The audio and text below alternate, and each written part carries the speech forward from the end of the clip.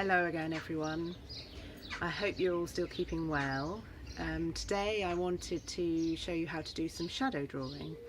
So for this we need strong sunshine so we can get some really nice crisp sharp lines, and you need some paper, preferably white so you get a nice contrast, and either a pen or a pencil or a crayon. And although you need strong sunshine, it seems to have just gone behind a cloud, but I'll wait till it comes back out again till I get started. So we're going to do some shadow drawings, and you can choose an object, something ideally with a nice shape to it or an interesting shape, and we're going to place it on the paper and see what shadow it casts from the sunshine, and then we're going to draw around the shadow.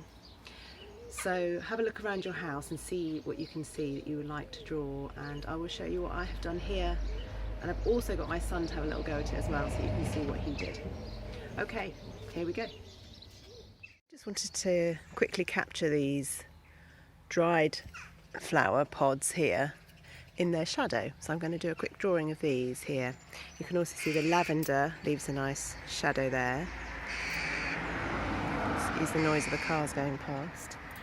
I'm going to, because it's quite a rough ground, I'm going to use a book first because the surface of the ground is quite rough, and then I'm going to put my paper on the top, and you can see, try and hold the camera this way, you get a really nice shadow of plants. So then I'm just going to take my pencil and draw along the edges of those shadows, and you can really, wow, that's a noisy lorry, pick up the form of what's there. So rather than trying to just look and observe and try and copy, we're actually tracing around the outline.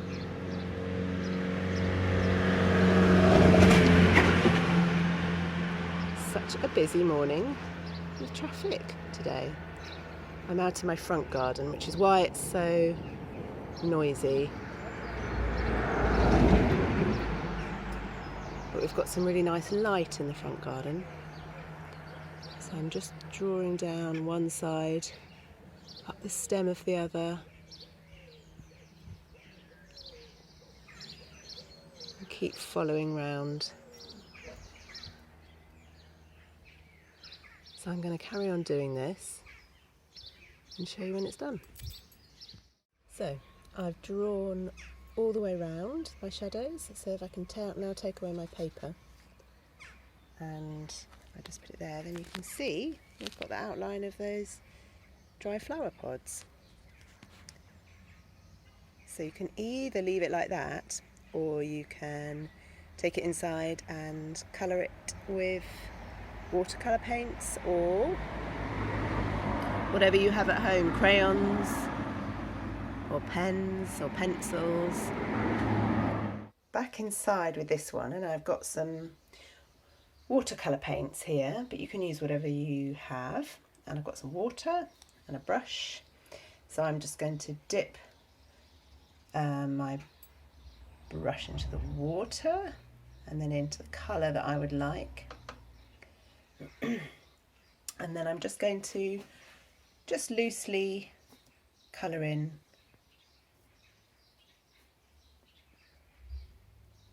the shapes. Now it doesn't matter too much about staying in the lines. Sometimes it's quite nice to have it just done without worrying about neatness.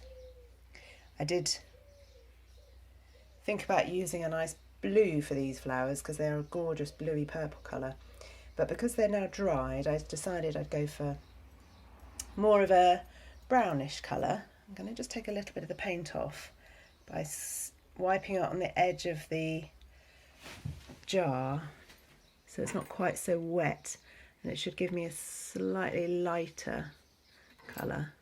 So if I go back into the paint, it's slightly darker, and more water makes it slightly lighter. Okay.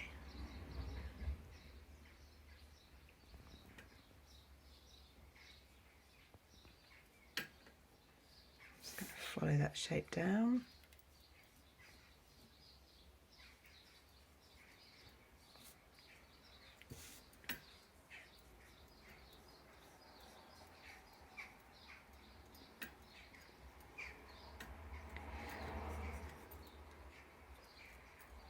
Again, it's quite tricky holding the camera at the same time as trying to paint, but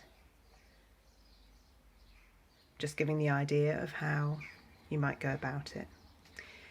What I might do is put the camera down, finish it up, and then I will show you what it looks like at the end. I am just finishing mine up now.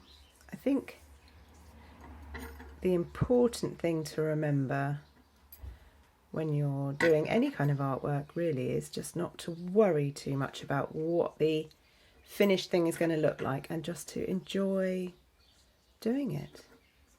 Now I've just used one colour here. I'm just using this reddish brown colour, but you can do it as you like. So I'm just making some areas a bit darker by just going back into the paint, and other areas I'm leaving a little bit lighter, just to create a little bit of variety, and that would show a bit of light and shade as well. But again, just have fun. Don't worry too much about what it looks like, just enjoy it. I find it very relaxing, being able to sit and paint or draw. I hope you do as well. So there we go. I'm not going to do too much to it. I'm just filling in, and I would say that probably I'm going to leave it there. So there you have your finished work. I've found a few objects from around my house. I'm going to have a go at drawing the zebra, and my son would like to have a go at drawing this dinosaur. So I'm just waiting for the sun to come back out again, and then we can get started. So you need to think about the placement of your object on the paper with your shadow drawing, because if you place like this zebra I've got here, and the shadow goes tall, it looks a bit like a giraffe.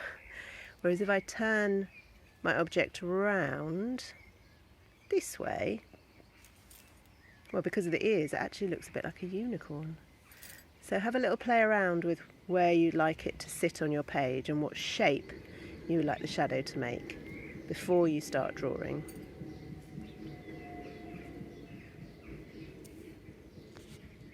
Or whatever you've got. I'm going to use pen for this one. So I'm just going to start on one side and just trace around that shadow.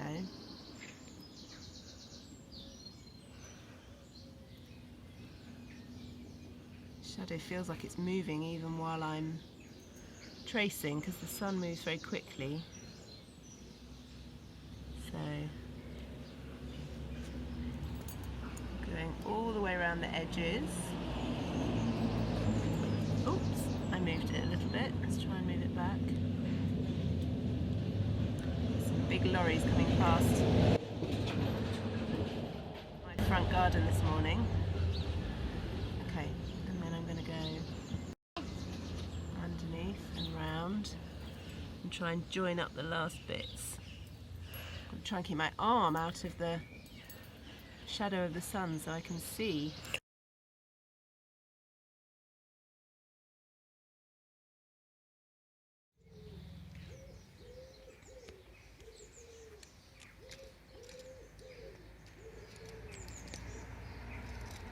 It's great. Do you want to take the paper away? Have a look at it without? Ooh.